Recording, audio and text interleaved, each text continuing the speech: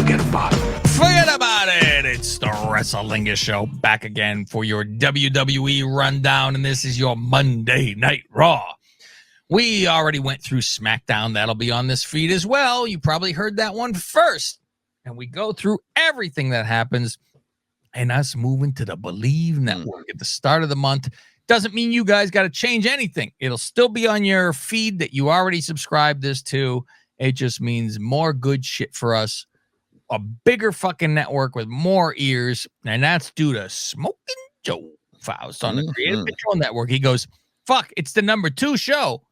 I better bring it on over to the other side. Right. Faust, I got to ask if we're still number 2 and not number 1, because I don't think Sullivan's doing new shows. Right. Still. Yeah. So, I mean, that shows you the power of Sullivan if we still haven't beat that.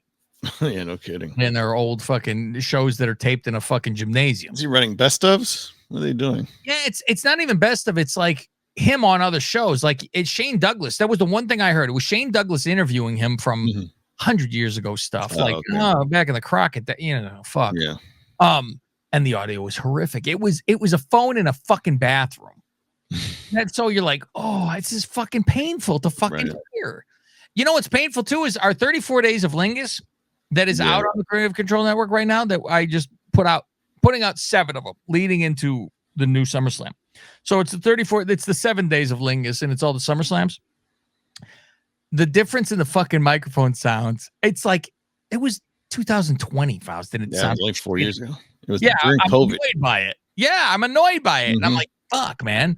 But I'm actually going to start within any day now, Faust, start watching Survivor Series. Yeah, I should probably get on that too. Yeah, it's time. We got to get into that because that will be the 34 days of Lingus this year. It will be Survivor Series. All right, kids. Everything is at patreon.com/Lingus Mafia. That is where you're going to get all your pay-per-view, including SummerSlam this weekend. We'll be reviewing that, and all our specials are there. Everything is there for you guys. Exclusively, our pay-per-views are there. And all our socials are at Lingus Mafia. Let's start this bitch, shall we, Fausti? Let's do it. Let's get raw. Quality control.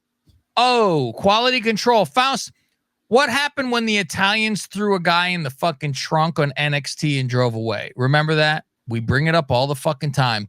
What car did they throw them in?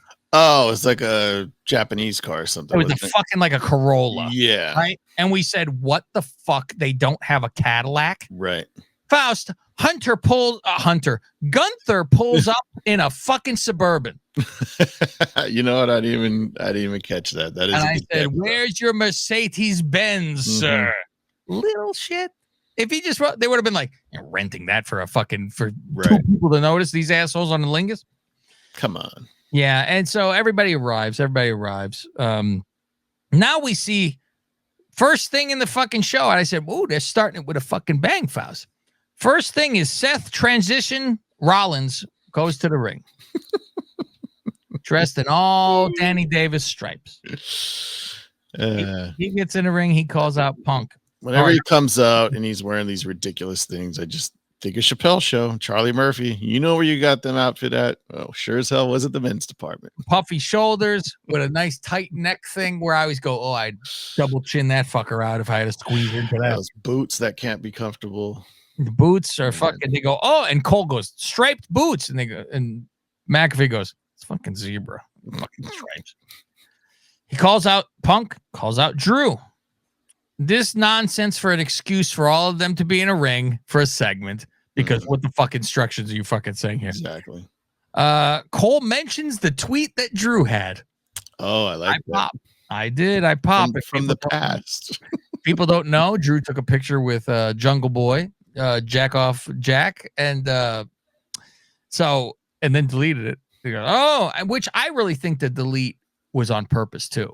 Yeah, I think that was probably planned. Like, I'm going to put this out there, leave it up for, hour or however long it was up there, and then delete it, because by then enough people have already copied it. It did its job. And make it look like I got in trouble for it, or that he was really angry and told me to take it down because we're all fake and know we're friends, all that shit. Right. I think it's all nice ruse. Seth says, you guys can't touch each other or me. Otherwise, this match is fucking over with. It doesn't even happen. Punk leaves the ring. Because he's like, fuck this. Why do I need to be in the ring then? Did you call this like a pink Cadillac? Because I was shocked that Drew said something different. And I was like, oh, I see what they're like. Oh, we're not supposed to know why he jumped out, which I thought was why he jumped out immediately. Where he leaves the ring. Drew goes, don't worry, I got self-control. I'm not going to attack you. And he goes, no, I'm not worried about you. I'm worried about me attacking you. I need to get the fuck away.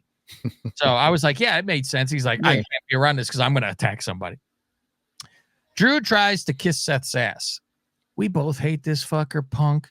He tried to fucking ruin this place. We tried to fucking build this place up. Right.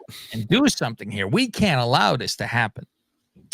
Punk says to Seth, you can't be fair, and I don't want your help during this match. No matter what the fuck happens, you better not fuck me either. You have anything before I continue on with what they were saying here? Because there's things you're sure you probably wrote down that I didn't. No, there was somewhere in here where Punk's shitting on Seth's outfit. He goes, it's like a hat on a hat, but I'm sure you like it. And I'm like, okay, that's another Cornette reference. Cornette uses that line. Oh, he does say that. You're right. I was lost when he said it. I'm like, what the fuck are you talking about? Yeah, it's like when you put a gimmick on a gimmick. Oh, that's funny. So now I'm waiting for Punk to use another. The next Cornette line he'll probably say is, well, look who won the pony. Yeah, I heard that today. Look who won the pony. Yeah, or wouldn't you know who won the pony? Yeah. Drew says, I hate you, Punk, and I wasn't even trying to hurt you last time. Imagine what the fuck I'm going to do this time when I'm trying. I'm not going to stop until your heartbeat does. Like, Jesus Christ. Until I take the life from you. Oh, fuck, I'm going to kill you. Not until I commit murder. And Seth's going to have to stop the match because he has compassion. Punk says, I was gone for 10 years and they still chant my name and nobody fucking like. I know. He sat there and waited and then 4 people did it. And he says, they chant my name. They sing his song. You're the third wheel. I'm like, oh, fuck. You're dumb and you've dumbed yourself out of position. I'm like, oh. I wanted him to go. I remember wrestling another guy who was dumb as fuck. Oh, that's funny. I was waiting for it. I'm your enemy, but you're your worst. Yeah. I like I just says you're stupid. Yeah, you're stupid. He says, I'm not as big as you, strong as you, or as fast as you, but I got heart. What do you got? And then fucking Drew shows I got the bracelet. That was good. Faust, I really wanted fucking Punk to just go like this. Okay. Pull it right off his hand. He don't need to. I know. It's true. Is that touching his finger? You're like, thank you. Fuck you. I really think Drew's having this thing on him and he ends up pulling it off of his wrist after he beats him. That's going to be my fucking call. Or it's in some little fucking pouch in his fucking whatever. But maybe it's wrapped around like a fucking, like a cock ring. He's like, geez, it's bundled around your balls. Let me get this out of here. It's like, oh, it's in this tuft of hair. Is it going to pull your hair? NWO Purple in the locker room, and the fucking locker room's destroyed. Beat up. Vandalized on the couch. I love that. Like, what happened? Rhea goes, what the fuck do you think happened in here? I love that Carlito's so upset about the PS5 being broken. He goes, fuck, the PS5 is broken. Like he can't afford to buy a new one. I know. They're like, hey, can we get one? I go, what the fuck do you not make a dime? Priest isn't thrilled about it. He's a little like, what the fuck, too? Comes in and he wants to talk to Finn about some shit from last week. Yeah. The Brutus Brothers versus Otis and Tozawa, a new free Otis t-shirt. Meanwhile, isn't he free? I was going to say this should have been beforehand, but okay. Yeah. Gable distracts as Otis clocks him. And then there's a double back fucking suplex off of the second rope on Otis for the win. Gable and the Brutus Brothers beat up Otis. Maxine comes in, jumping on the back of Gable. He takes her out and he starts to fucking, hey, you, get your damn hands off me. And she give him a slap to the face. And then she get into a karate stance. She did the George Mizanin. She got into a Mizanin stance. Fucking fantastic. Just with her.